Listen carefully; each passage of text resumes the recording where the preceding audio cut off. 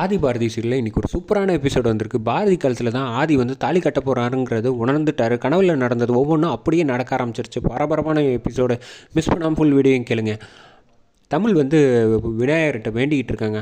ஆண்டவா, நீ ஏன் வந்து என் வாழ்க்கையில் வந்து இவ்வளோ கஷ்டத்தையும் சோகத்தையும் கொடுக்குற? நீ வந்து ஏற்கனவே உனக்கு தான் தெரியும்ல, எங்கள் அப்பான்னா எனக்கு அவ்வளோ பிடிக்கும். அவரை வந்து நீ தான் என்கிட்டேருந்து பிரிச்சுட்ட. இப்போ என்னடான்னா என்னோடய ஃப்ரெண்டு ஆதி வந்து எனக்கு அப்பாவுக்கு அடுத்தது எவ்வளோ பிடிக்கும்னு தெரியுமா? இப்போ அவரையும் என் கூட இருந்து பிரிக்க ஆரம்பிச்சிட்டியே. இனிமேல் நான் பார்க்கவே முடியாதுன்னு அவரை கூட சொல்கிறாங்கல்ல. தான் அப்படின்னா எனக்காக ஒரே ஒரு உதவி மட்டும் நீ செய்ய. நான் வந்து நிச்சயமாக உனக்கு ஒரு சாக்லேட் டெய்லி கொடுக்குறேன். என்னை வந்து எப்படியாவது இந்த கல்யாணம் நடக்கக்கூடாது. அவர் வந்து என் கூடவே இருக்கணும்.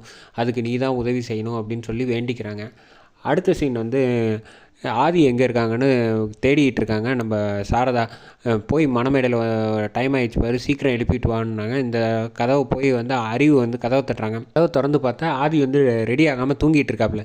என்ன மாப்பிள்ள இவ்வளோ லேட் ஆகி போச்சுன்னொன்னே அதே மாதிரியே கனவுல நடந்த மாதிரியே கேசவனுக்கு பதிலாக வந்து அறிவு வந்து கேட்குறாங்க. அதே பதிலை வந்து சொல்கிறாங்க. இல்லை, நைட்டு கொஞ்சம் வேலை செஞ்சேன்ல, அதனால தான் தூங்காமல் இருந்துட்டேன், அதான் டயர்ட் ஆகிடுச்சின்னு. நல்ல வேலை நான் வந்ததாக போச்சு, இல்லைனா வந்து வேறு யாராவது வந்திருந்தால் என்ன பிரச்சனை ஆகுறது அப்படின்னு சொன்னோன்னே, சரி மாப்பிள்ள நீங்கள் சீக்கிரம் ரெடி ஆகுங்க அப்படின்னு சொல்லிட்டு போகிறாங்க. கண்ணாடியை பார்த்து ஆதி வந்து பேச ஆரம்பிக்கிறாங்க. என்ன இது கனவுல நடந்த மாதிரியே நடக்குது, ஒவ்வொன்றா நடக்குது, நம்ம வந்து ஒருவேளை ஏதாவது தப்பாக நடந்துருமோ அப்படின்னோடனே பார்த்தாங்க. ஆதி வந்து கரெக்டாக மாலையை போட்டுட்டு வெளியில் வந்து வராங்க.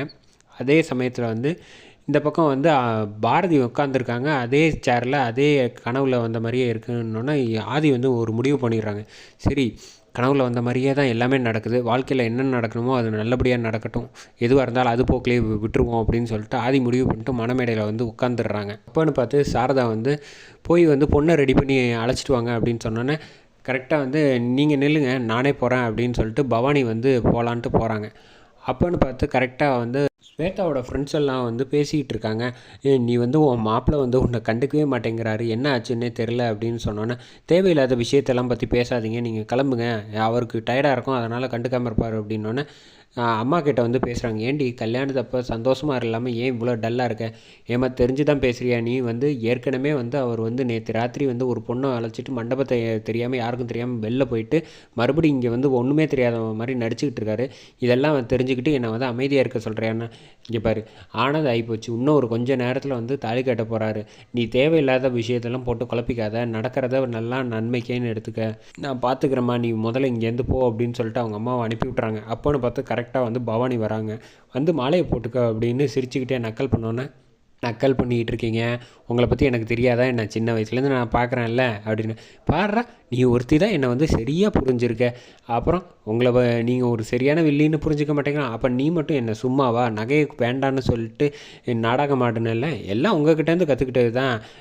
நமக்குள்ளே இருக்கிற பனிப்போரை வந்து அப்புறம் பேசிக்கலாம், எதுவாக இருந்தாலும் முதல்ல வந்து மாலையை போட்டுட்டு மணமேடைக்கு வா, இப்போதைக்கு என்னால் எதுவும் பண்ண முடியாது, மேற்கொண்டு அப்புறமேட்டுக்கு நான் உன்னை பார்த்துக்கிறேன் அப்படின்னு சொன்னேன். நீங்கள் எப்போ பார்த்துக்கிட்டாலும் எனக்கு அதை பற்றி கவலையே கிடையாது அப்படின்னு சொல்லிட்டு, சரி இன்றைக்கி ஒரு நாள் ஆச்சு, தலை குனிஞ்சு பொண்ணு மாதிரி நடந்து வா அப்படின்னு சொல்லிட்டு இதில் வந்து உட்கார வச்சிடுறாங்க. நம்ம ஸ்வேதாவா ஆதியும் உட்காந்து மந்திரம் சொல்லிக்கிட்டு இருக்காங்க. அப்போன்னு பார்த்து கரெக்டாக ஆதிக்கு வந்து எல்லாமே ட்ரீமில் நடந்த மாதிரியே நடக்குது. என்னடா இது எல்லாமே ஒவ்வொன்றும் அப்படியே நடக்குதுன்னு சொன்னப்போ இங்கே வந்து சாரதா வந்து தொண்டை எரியுதுன்னு இரும்பினோடனே ஐயர் வந்து சொல்கிறாங்க, யாராவது தண்ணி எடுத்துகிட்டு வாங்கன்னொன்னே கரெக்டாக பாரதி வந்து தண்ணி எடுத்துகிட்டு வந்து மறுபடியும் கொடுக்குறாங்க. கொடுத்துட்டு வந்து ஏமா போகிற, இங்கேயே நில்லுமான்னு ஆதி பக்கத்தில் நிற்க வைக்கிறாங்க. ஆசீர்வாதம் பண்ணிட்டு போவோமா அப்படின்னு சொன்னோன்னா ஆதி வந்து புரிஞ்சுக்கிறாங்க. ஆஹா, நடக்க போகிறது நிச்சயம் பாரதி கழுத்தில் தான் தாலி கட்ட போகிறோன்னா நான் ஸ்வேதா கழுத்தில் தானே தாலி கட்டணும், என்னமோ நம்மளை மீறி ஏதோ ஒரு சக்தி வந்து நம்ம கல்யாணத்தை முடிவு பண்ண போகுதுன்னு மட்டும் ஆதி வந்து புரிஞ்சுக்கிறாங்க. சரி, எதுவாக இருந்தாலும் நடக்கிறதெல்லாம் நன்மைக்கு பார்த்துக்கலாம் அப்படின்னு சொல்லிட்டு தாலியை வந்து கையில் எடுக்கிறாங்க. கையில் எடுத்ததோடனே வந்து பாரதியை பார்க்குறாங்க, இங்கே ஸ்வேதாவை பார்க்குறாங்க. ஆனால் வந்து ஆதி வந்து கையில் வச்சுக்கிட்டு ரொம்ப பதட்டமாக இருக்காங்க.